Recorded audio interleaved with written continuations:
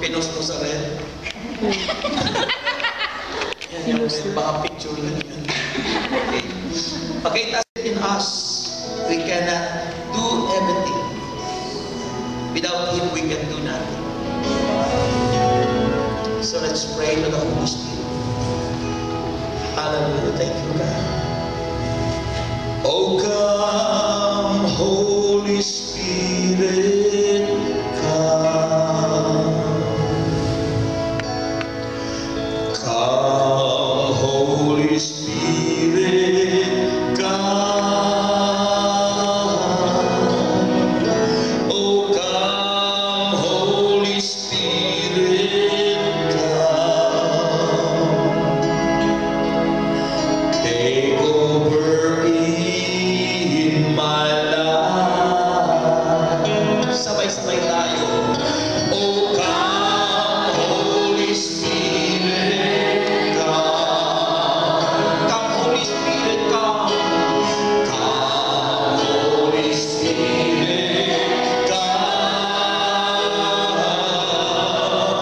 Oh, come, Holy Spirit, come. Take over in my life. Take over in my life.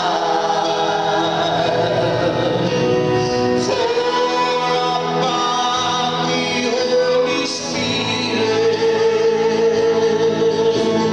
For upon my life. For upon me, Holy Spirit.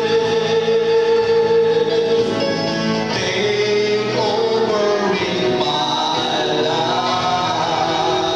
Everybody, oh God, Holy Spirit, come, Holy Spirit, come, Holy Spirit, come.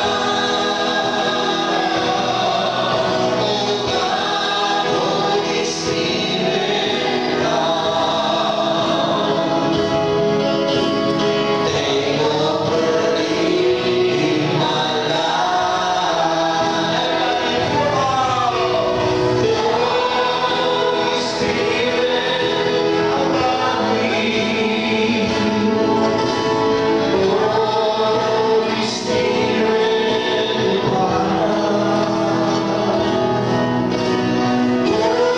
Holy Spirit in my life.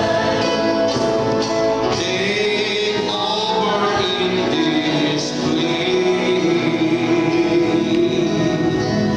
The Gospel of the Lord Jesus Christ according to St. Luke, chapter 9, verse 46, and the following verses. Luke chapter 9, open your Bible. Please bring your Bible every prayer meeting. Open your Bible in Luke chapter 9, verse 46, and the following. And it says, an argument is started among the disciples as to which of them would be the greatest. Jesus, knowing their thoughts, took a little child and had him stand beside him. Then he said to them, whoever welcomes this little child in my name welcomes me. And whoever welcomes me welcomes the one who sent me. For he who is least among you all, he is the greatest. Master, said John, we saw a man driving out demons in your name, and we tried to stop them, because he is not one of us. Do not stop him, Jesus said, for whoever is not against you is for you. The Gospel of the Lord Jesus Christ. Praise to you, Lord Jesus Christ. Purihin po natin ang Diyos. Okay. Bago tayo po, taas natin mga kamay at sabihin natin, Good morning, Holy Spirit. Ulitin nyo. Ulitin nyo pa. Palakpakan natin siya. Hindi sabi ko hindi, kasi wala ko yung no? Sabi ko madalas, morning is a sign of victory. Amen. In business world, kapag kayo ay dumalo sa mga seminar sa business, even night na po, pero ang greetings nila is good morning. It's sign of victory. It's a sign of success. Kaya po, every day, every minute, every hour, you must greet the Holy Spirit. Good morning, Holy Spirit, take over. Purihin siya. Amen. Okay, you may be seated now, my dear brothers and sisters in Christ. Okay, our topic for today is about Christian quality. Sabihin niyo, Christian quality. Christian quality. Akala niyo ba ang gusto ng mga tao ay ang quality lang ay yung mga products? Ang mga may quality lang ba yung mga produkto? No. Ha? Even Christians, kailangan tayo ay may quality. The quality of Christians, mga kapatid. And one of the qualities of being a Christian is being receptive. Receptive. So our topic today is receptiveness. Sabihin nyo, receptiveness. Ano po ba ang ibig sabihin ng receptiveness? Ha? Ano po ba ang ibig sabihin nito? Receptiveness, it is an openness to people. Openness. Ibig sabihin, pagiging bukas. Bukas. Open. Open your mind, open your heart, open your eyes, open everybody. Every part of your body is open. Bukas. Sabihin nyo, bukas. Sabihin nyo, bukas yun. Pag may vocation ka, and our vocation is being children of God. Ano? Tayo po yung mga anak ng Diyos. It is our vocation. Kaya pag sinabing vocation, bukas yun. Bukas yun. Sila lahat bukas yun. Open. Purihin natin si Lord. Okay. So, it is an openness of people, or openness to people and ideas, maging yung mga ideas which need to be tempered by discernment. Sabihin nyo, discernment. Ano ibig sabihin ng discernment? It's a gift of the Spirit. Napakalaga po sa mga Kristiyano ang may gift of discernment. Kasi ang gift of discernment, nalalaman mo kung anong espiritu ang sumasa tao. Kung mayroong masamang espiritu siya o mayroong mabuting espiritu, kung gaano kabuti siya, kung gaano kahina siya, kung gaano lahat, gaano kamahal ng Diyos. Amen. Amen po ba? So, it is also an attitude. Sabihin niyo, attitude. It is an attitude which God desires. Ugali na gustong-gusto ng Diyos. Desires and which He shows to all who call to Him. Nais ipakita sa lahat ng tumatawag sa Diyos ang pagiging bukas. Receptiveness.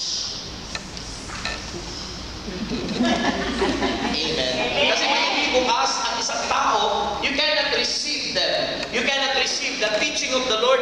You cannot receive the Holy Spirit. You cannot receive everything that God offer unto us. You cannot receive once you are not open. Amen. Amen. Kaya po mahalaga po yung being receptive. Itong topic nating receptiveness. We believe that Jesus is the greatest. Amen? Naniniwala ba kayo si Kristo ang pinaka-dakila? Greatest. Sino ang naniniwala? Lakas ng power. Amen po ba? So, we become great because Jesus is in us. Tayo po ay nagiging dakila dahil si Kristo'y tinanggap natin. Pero kung hindi natin tinanggap si Kristo, walang-wala tayo. Amen? Walang-wala po tayo, mga kapatid. Kaya po, dapat po si Kristo talaga ay nasa sa atin. So, receptiveness, mga kapatid, kay Kristo as a human quality. Ito po'y katangian ng isang tao. It is characterized by an open attitude. Open attitude. Bukas na pag-uugali. Bukas. Parang tahanan, bukas lagi. Puso natin. Ako, bukas lagi yung puso ko. Kayo ba, bukas lagi ang puso? Amen. Baka mahanginan.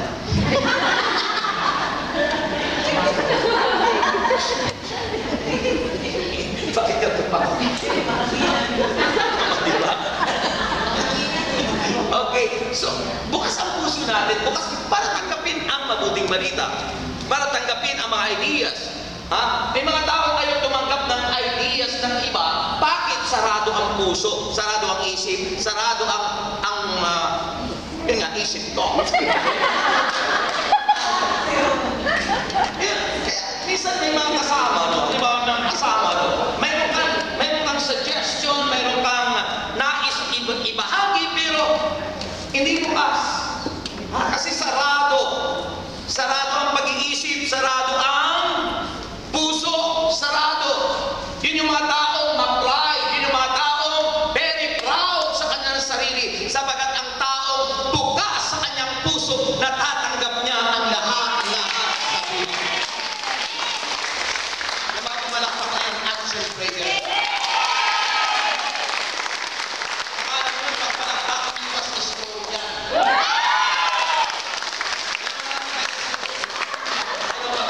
Diba? So, mga Kristo, kaya napakalaga po yung pagiging bukas. Ha? Para matanggap po natin, nagiging kang receptive, nagiging kang marunong tanggapin sino mang tao, no? Para Sister Sandy, bukas ang kanyang tahanan sa probinsya, yung sharing niya kahapon. So, yung po mga kapatid Kristo, no? Sabi po ng Matthew chapter 13, pakinggan niyo po ito sinasabi ng Biblia. Matthew chapter 13, verse 16 and 17. Ito ang sabi ng Bible. But blessed are your eyes because they see, and your ears because they hear. Ha? Mapalad ang taong nakikita ang mga bagay na nilikha ng Diyos. There are so many people, also they are Christians, but they don't recognize the beauty of God's creation. Di ba? Hindi nila ma-recognize ang ganda ng mundo. Lagi sinasabi nila, ano ba buhay ito? Ang hirap ng buhay. Nasa isip lagi mahirap. Kaya tuloy naging MD. Anong MD? Wala. Ha?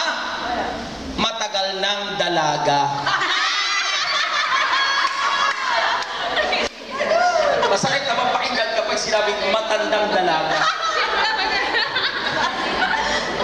Kaya nagiging empty.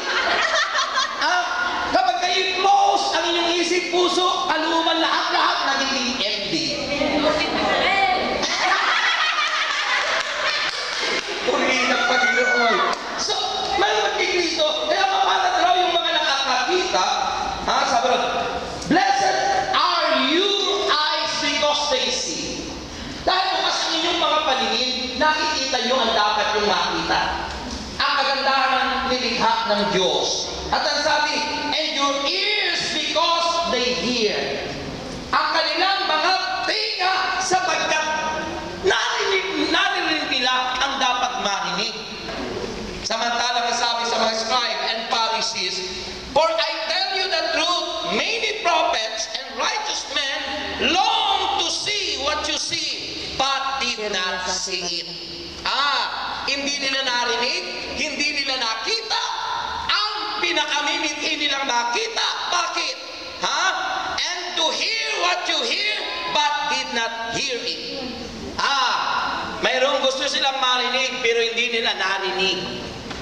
Mayroon silang gustong makita, pero hindi nakita. Amen. Mayroon silang gustong mapagnilayan, ngunit hindi nila nauunawaan. Amen. Anong ibig sabihin nun, mga kapatid? Because they are close. Their mind, their hearts. every part of their body are closed. Sarado. Sarado. Kaya pag agwa ko, sarado ang lahat. Anong sila? MD. Hindi naman siguro MD, ano? Siguro po, ang tawag doon ay, ang tawag doon, yung topic kahapon, yung ignorant. Ignorant. Ignorant sila. So, topic is ignorance kahapon. So, ang taong walang pangunawa, they are ignorant. Mga ignorante. Sabi ng Hosea 4:6, my people are perished and destroyed for their lack of knowledge. Dahil sa kanilang kamangmangan, dahil sa kanilang kawalang kaalaman, sila'y sarado ang puso, sila'y sarado ang isip. Subalit mapalad kayo sapagkat narinig nyo ang dapat marinig, nakita nyo ang dapat makita, at naramdaman at naranasan nyo ang dapat nating maranasan. Ano yun? Ang kadakilaan ng Diyos. Amen. Amen. Mapalad kayo sapagkat nakilala nyo siya. Amen. Purihin po natin ang Panginoon. So, kaya po yun ang napakalaga. Receptiveness as human quality, it is characterized by an open attitude. Sabi po ng Proverbs chapter 18. Kawikaan, Kabanata 18. Ito ang sinasabi ng aklat po ng Proverbs. Proverbs, as a name Proverbs. Kawikaan.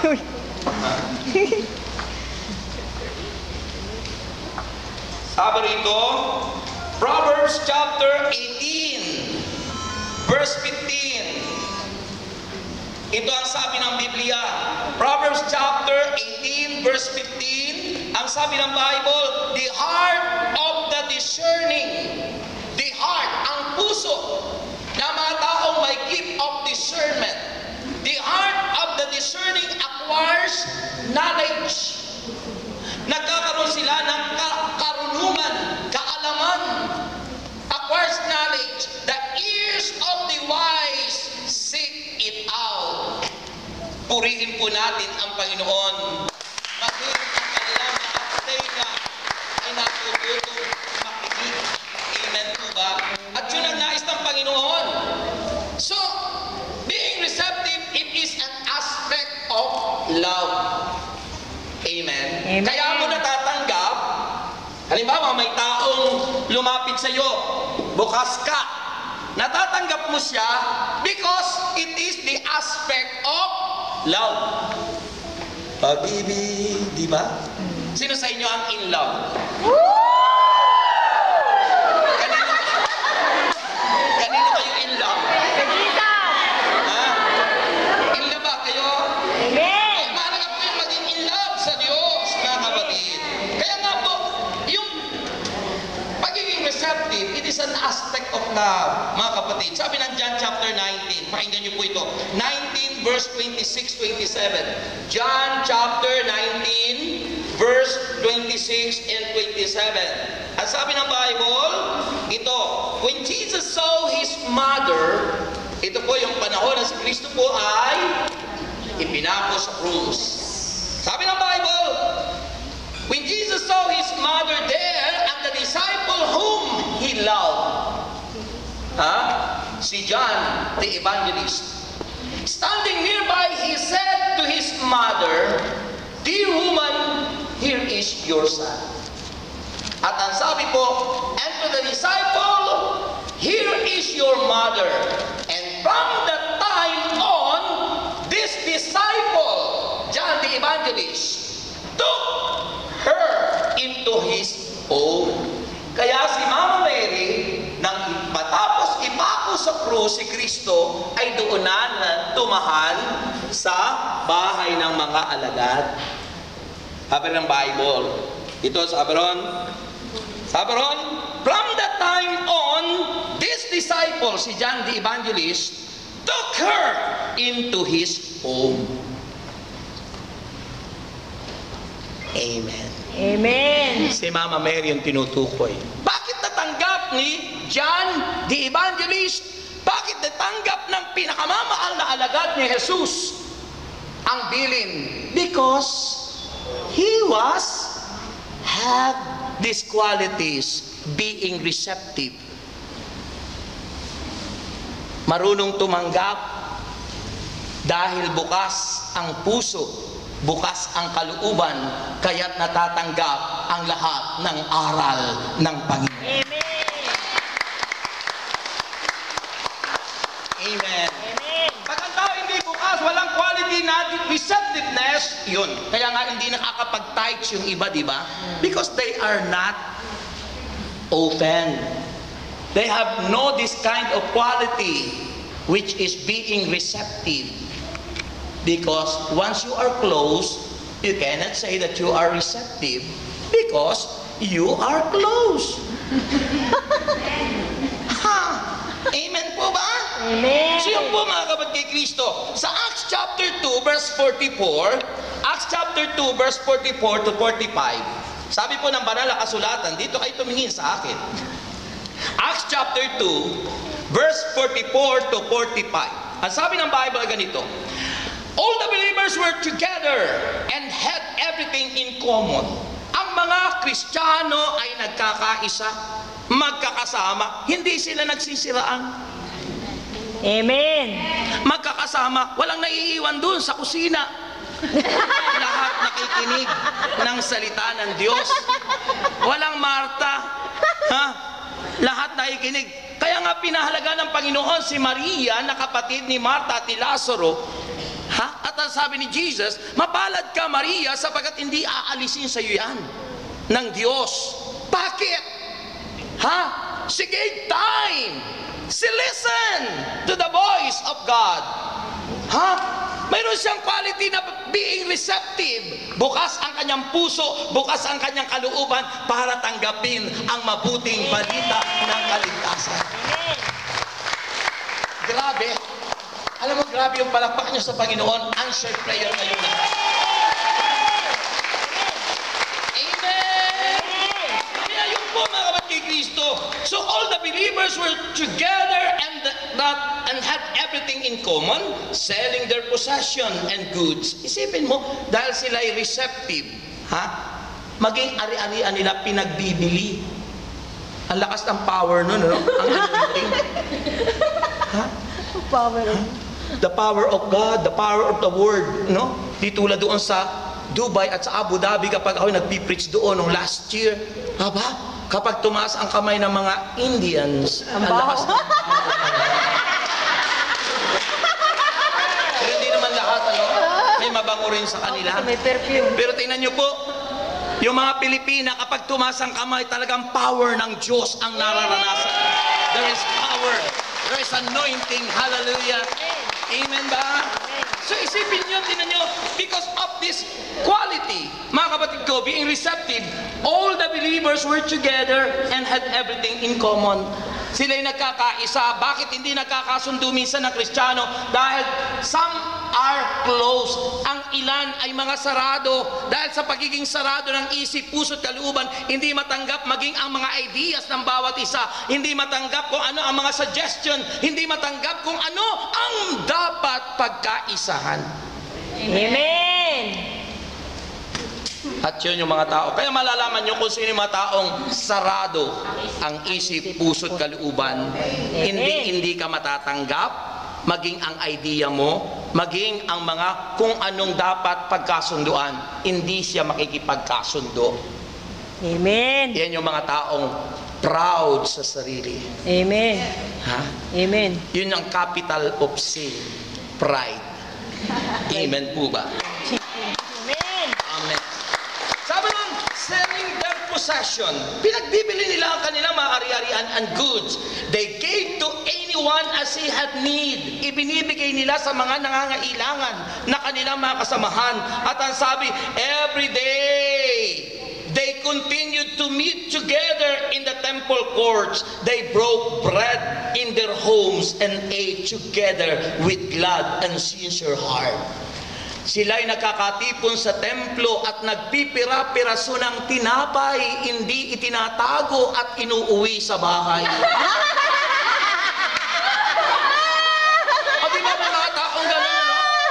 Hindi pa nakakain yung iba pero iginagayak na inuuwi patungo ng bahay. Amen, brother. Totoo yan, brother. Gano'n sa mga handaan. Diba? Kaya pala laging nasa kusina. Ay, baka may natatamaan dito yung sinasabi ko sa mga handaan sa Pilipinas, ganun. O di ba? Isipin mo mga kabad kay Kristo, no? Eh, lalo na kung kumuha ka ng mga tinatawag doon, yung mga, ano nga ba, ito yung tinatawag yung kumukuha ka ng mga maghahanda, no? Catering, ano? Pag hindi mo binantayan, ako yung pala nandun sa ilalim ng lamisa. Praise the Lord. Kaya, sabi ng Bible, praising God and enjoying the favor of all the people. Isipin mo, kaya sila nai-enjoy ang bawat ginagawa sapagkat sila ay bukas sa isa't isa at nagkakasundo dahil sila ay mayroong quality na tulad nito, being receptive. Bukas ang kanilang puso, isip at kalooban, kaya natatanggap ang bawat isa. Amen. Maging sino ka man. O natatanggap ang bawat isa, maging sino man siya. Amen, po ba? Amen. Diyan po ang dapat makita sa atin, mga kapatid. Sabi ng 1 Corinthians 13, verse 6, ano? 1 Corinthians chapter 13. Alam natin yan about love. 1 Corinthians chapter 13. Ito ang sabi ng Bible. 1 Corinthians chapter 13. Verse 6 and 7. Sabi ng Bible, verse 6 and 7. Love does not delight in evil. Hindi kinalulugdan ng taong may pagmamahal ang masama.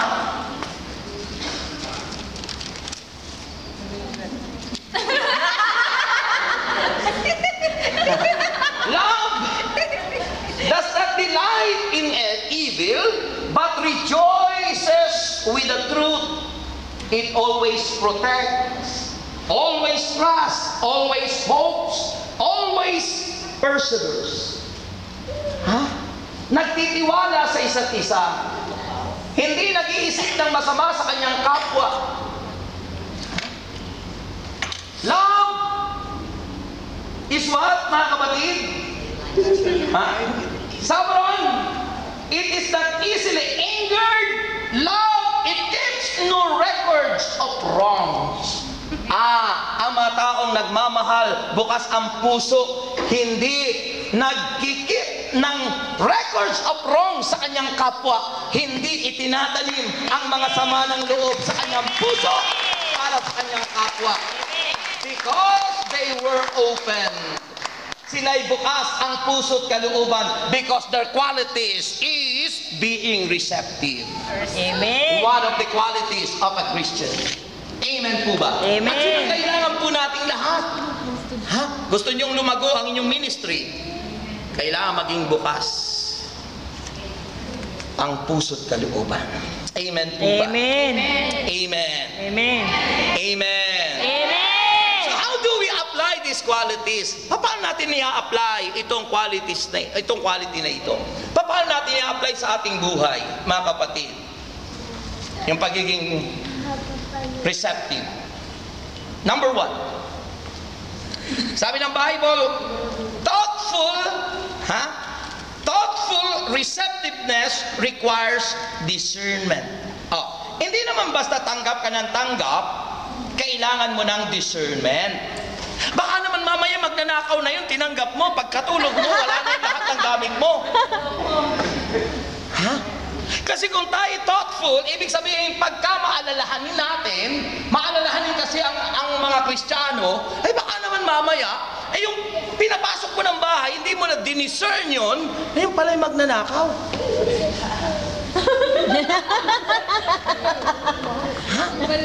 Kaya ano sabi ng Bible, to apply this quality, kailangan po ng discernment. Kailangan natin ng discernment.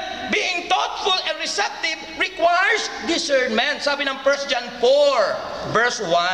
1 John 4, sabi ng 1 John 4, verse 1, ito ang sabi ng Bible, dear friends,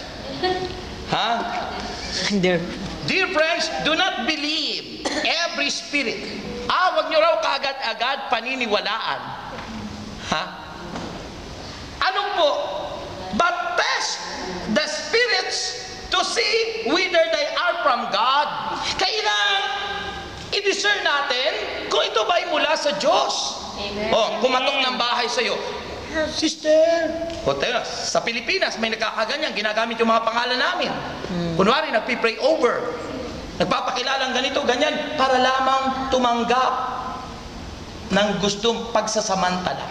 So mahalaga po ang discernment, kaya sabi ron, dear friends, do not believe every spirit, but test the spirits to see whether they are from God, because many false prophets have gone out into the world. Maraming nagkalat na mga bulaang propeta niya sa mundong ito. Kaya pinag-iingat tayo ng banal na kasulatan. Amen. Amen. Maraming bulaang propeta. At kailangan ma-discern natin. Kaya nga po, sino sa inyo ang walang Biblia? Taas ang kamay o itaas ang inyong kamay, yung walang Biblia. O kung may Biblia kayo, itaas nyo ang inyong mga Biblia. O, yung mga wala pang Biblia, ha? Pag uwi nyo, ibinta nyo muna yung cellphone at ibili ng Biblia. Kasi mas mahalaga yung Biblia kaysa sa cellphone. Amen. Mas mahalaga yung Biblia kaysa sa refrigerator. Amen. Mas mahalaga yung Biblia kaysa sa magandang damit o malaking hikaw na baka masabit ay matanggal pati tenga mo. Diba? Mga kapatid, mas mahalaga yung Biblia. Why? Because through the Bible, sa pamamagitan ng Biblia, doon natin ganap na nakikilala ang Panginoon. Amen. At mahalaga po kapag may nagbabasa ng Bible at mga nangangaral at kayo nakikinig, kailangan tingnan nyo yung mga teksto, mga verses, baka mamaya maililigaw na tayo. Kaya yun po ang ibig sabihin ng discernment. Inaalam natin, sinasaliksik natin kung ano po ba, tama ba yun? Sinabing yun, tama ba ang ganun? Hindi yung pag narinig ka, kaya minsan naliligaw. Nakikinig ka sa oo nga. Oo nga. Nagiging kalabaw, unti-unti, oo nga. Oo nga. Palabas na. Inilalabas sa kulungan. The kulungan yung church, yung simbahan ni Kristo. Di ba sabi ng Panginoon, mayroon akong mga tupang nasa labas ng kulungan. Kailangan ko rin silang alagaan. Pero alin ang mas concern ang Panginoon? Doon sa mga nasa loob ng kulungan, sabi niya. At ang mga taong dumaraanan niya sa hindi pintuan ay magnanakaw. Kaya nga po, alin yung tinutukoy na kulungan? Ang kulungan ay the church which built by Christ through St. Peter. At tayo'y mapalad sapagat tayo'y kabilang sa tunay na simbahan ni Jesus. Amen.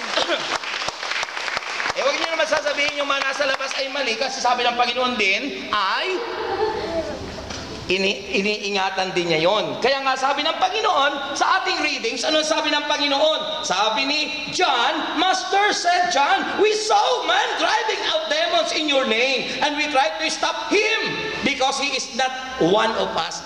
Ibig sabihin, hindi kasama doon sa church na yon. Ay, pero sabi ng Panginoon, do not stop him. Jesus said, for whoever is not against you is for you. Kaya madidiscern mo kung sino ang kaisa natin. Mga taong hindi naninira, mga taong kaisa ng pananalig sa ating Panginoon sa Kristo, mga kaisa ni Jesus sa body of Christ. Amen? Amen. Pero kung naninira na, hindi na body of Christ yun. Amen ba? Amen. Kaya po mga kapatid, so mahalaga po ang discernment. Sabi po ng 1 Corinthians 2 verse 14. 1 Corinthians chapter 2 verse 14. So mahalaga yung sinabi kong una kanina, wag na wag munang tatanggapin ang anuman hanggat hindi mo dinidiscern. Kailangan i-discern mo yon. Baka mamaya galing sa masamang espiritu. Baka mamaya hindi sa Diyos. Baka mamaya padala ng demonyo. 1 Corinthians chapter 2. Sabi po rito ng Bible. 1 Corinthians chapter 2 verse 14. Ang sabi ng Bible, the man without the Spirit, capital S po ito, tumutukoy sa Holy Spirit. So may mga taong hindi nagtataglay ng Espiritu Santo. At ang sabi rito, the man without the the Spirit does not accept the things that comes from the Spirit of God. Mga taong hindi tinatanggap ang mula sa Diyos. Ibig sabihin, they are close, sarado ang kanilang puso at isipan pag para sa Diyos. Ngunit pag para sa mundo, bukas. They are the disciples of evil. Ha? Inaaya mo sila pero sasabihin, oh, pagkukwartahan ba yan? Ang nasa isip laging kwarta. Inaaya mo yan, ano? Mga taong sarado ang isip. Oh, ba't ako mag-i-LCD? Ano ba yan? Pagkukwartahan ba yan? Ang mga focus nila ay worldly. Ano ang focus ng Kristiyano? Hebrews chapter 12 verse 2. Diba? Sabi ng Panginoon doon sa Hebrews chapter 12 verse 2, ituon nyo ang inyong paningin kay Jesus. Christians are focused on Christ. Their eyes are fixed in the Lord. Nakatuon kay Kristo. Kaya hindi iniisip kapag patuon ng fellowship, hindi sinasabing pagkukwartahan ba yan? At dahil sa sila'y nakatuon kay Kristo, nagagawa nilang ibigay ang lahat para sa Diyos sapagkat bukas ang kanilang puso, bukas ang kanilang isip, bukas ang kanilang kalooban for the glory of our God. Amen. Amen. Amen. Amen. So the man without the Spirit does not accept the things that comes from the Spirit of God, for they are foolishness to him, and he cannot understand them because they are spiritually discerned. Hindi nila natatanggap ang aral ng Diyos, hindi nila natatanggap si Kristo bilang Diyos, hindi nila natatanggap ang aral ng Diyos. Para sa kanila, aniya, kahangalan ang lahat ng ito. Kahangalan.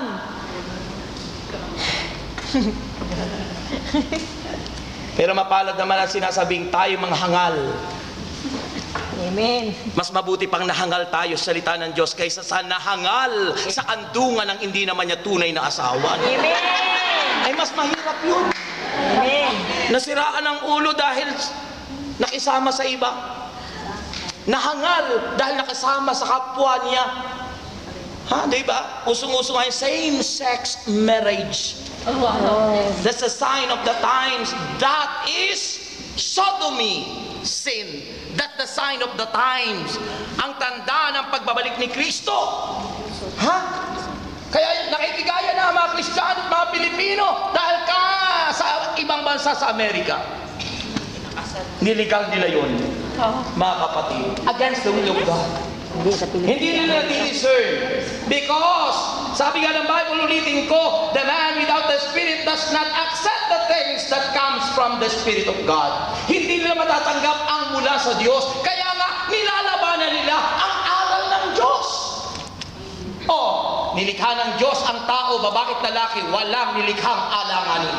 Ang tumboy, walang nilikha na bakla, ang lahat ay nilikha, babae at lalaki, paglaban sa Diyos kapag sumasang-ayon ka sa ganyan. Amen. That is the man without the Spirit of God. Di ba? Amen. Amen. Amen. Kaya ang taong walang Espiritu ng Diyos, di taglay ang Espiritu ng Diyos, hindi nila matanggap ang mga aral ng Diyos. Kayo kaya, natatanggap nyo? Amen. Pumalakpak ang lahat ng natanggap.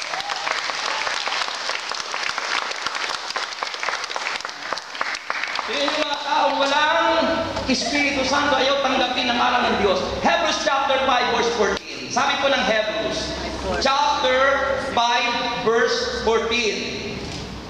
Ito ang sabi ng Biblia. Hebrews chapter 5 verse 14 sa English. Ang sabi po ng Biblia, ganito. Pakinggan nyo ito.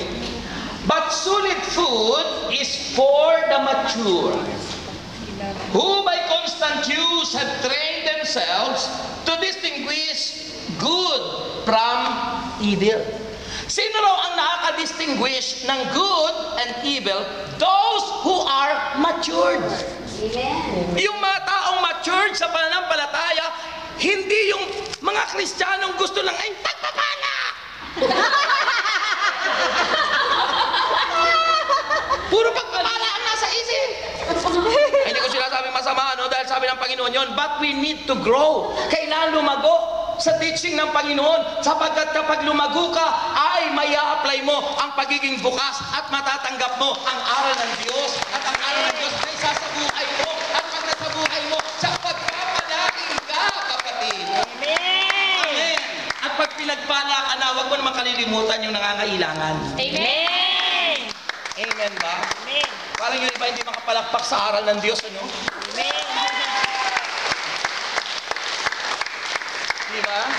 Number 2, how do we apply this quality? So number 1, thoughtful receptiveness requires discernment. Kailangan ng discernment. At kung ikaw naman ay walang espiritu, hindi mo matatanggap ang gift of discernment.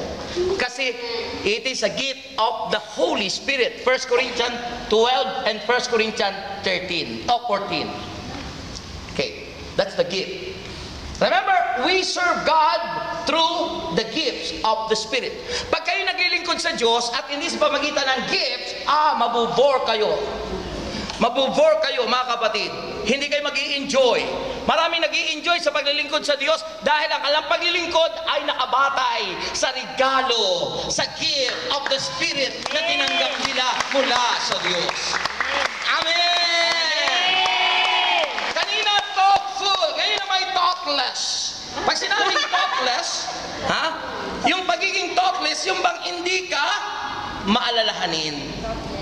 Thoughtless, di ba? Hindi ka maalalahanin. Thoughtless receptiveness is dangerous. Mapanganib. Bakit? Mayroon minsan dapat mong patuloyin ayaw mong patuloyin kasi hindi ka naman thoughtful. Hindi ka naman maalalahanin. Di ba? Kaya pag ikaw ay hindi thoughtful, ang tawag sa iyo thoughtless. Amen. 2 Corinthians chapter 11 verse 3 to 4. Pakinggan niyo po ito. 2 Corinthians, sabi po ng 2 Corinthians chapter 11 verse 3 to 4. Ito ang sabi ng Bible. Chapter 11 verse 3 to 4. But I am afraid, sabi niya, but I am afraid that just as Eve, si Eva, was deceived by the serpents, cunning your minds may somehow be led astray from your sincere and pure devotion to Christ.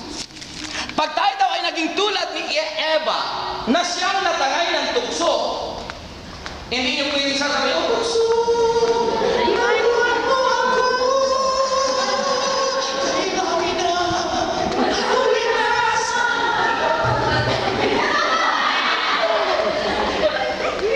So mga kapatid, kaingat daw po tayo noon, mga kapatid. Baka tayo maging tulad ni Eva, na natangay ng tukso.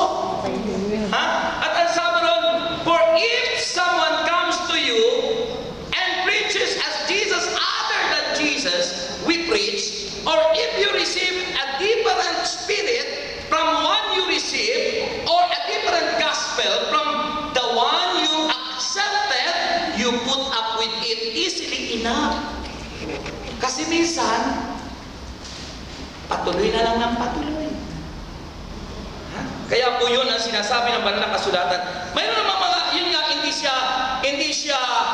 hindi siya maalalahanin, pero yung dapat na patuloyin, ang hindi niya na patuloy. At yung dapat namang hindi patuloy, yun ang pinatuloy. Yung may asawa na. Praise the Lord. Samantalang mayroon namang dapat patuloy na wala pa.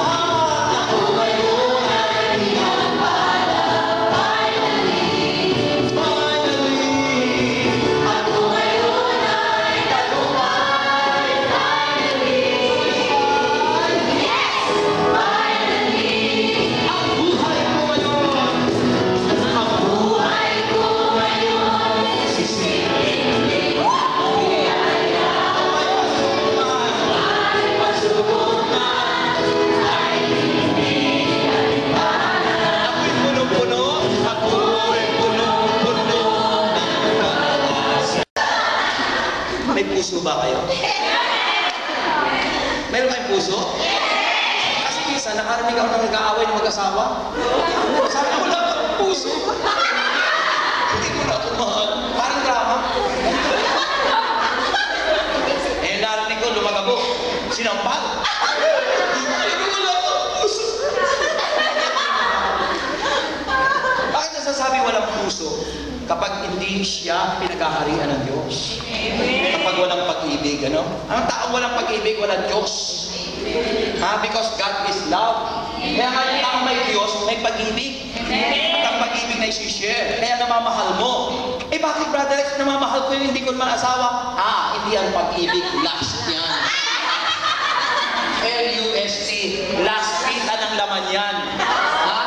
Ibig sabihin, kung may naliligaw sa'yo, may asawa na, tapos tinatanggap mo siya, sabi, mahal na mahal ko yan. No!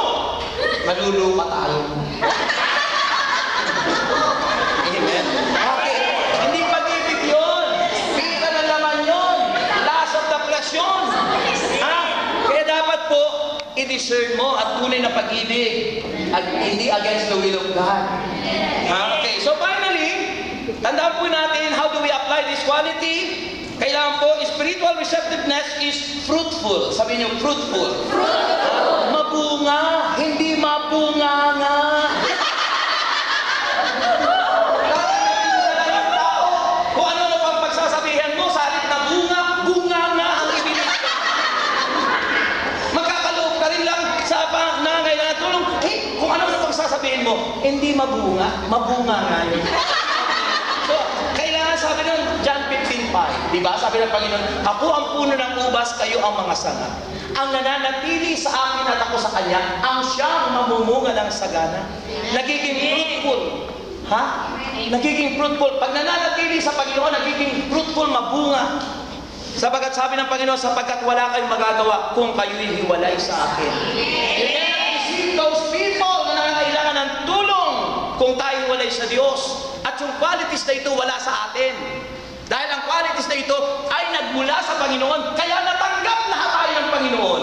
He opened His hand to us. At ang sabi niya, narito ang mga palad. Ano ba dumama? Kung kailangan mo, diba? Ayun ang Panginoon. Kala nyo ba hindi Christian song yan? Kaya mga kapatid ko, yan ang kailangan. Kaya sabi ng John 20 verse 29, blessed are those who have not seen, yet have believed. Mapalad ang mga taong hindi nakakita sa Diyos, hindi nakakita sa Panginoon, pero nananampalataya. Bakit?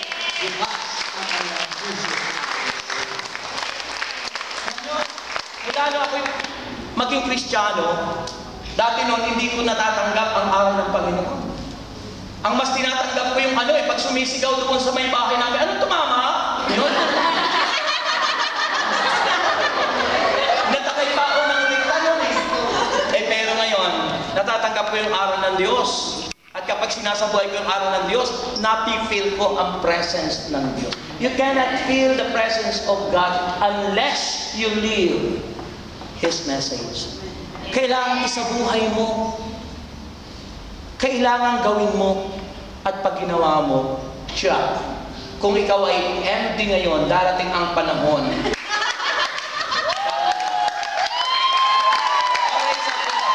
Taas na ang kamay mo.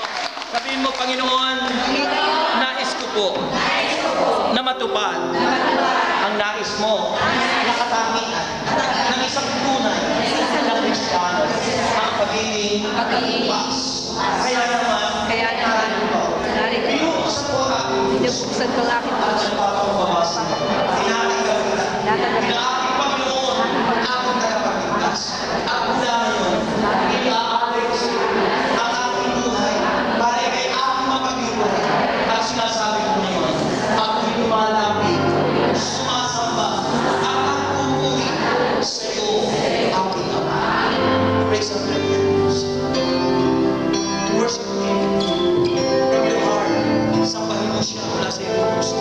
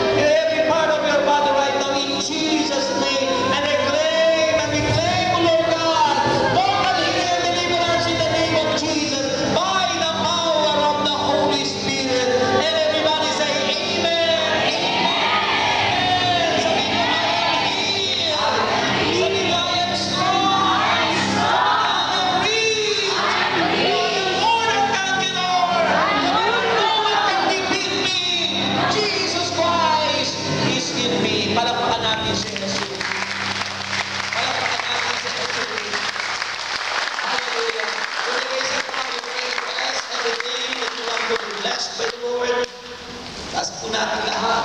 Heavenly Father, in the name of Jesus, by the power of the Holy Spirit, I pray, O Lord God, na ang mga bagay na ito'y masmasan, pagpalain, at dahil ng iyong kapangyarihan, mga bagay na ito, Panginoon. Inaangkin po namin kami lahat ay answered prayer. Pagpalain ang mga bagay na aming daladala ngayon, Panginoon Diyos, as we say, give thanks with a grateful heart of Jesus.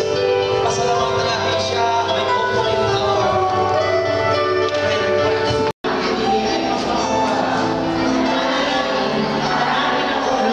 prayer request.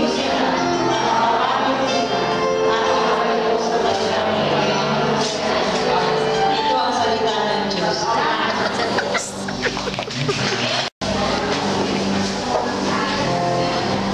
Kasama ko sa YouTube.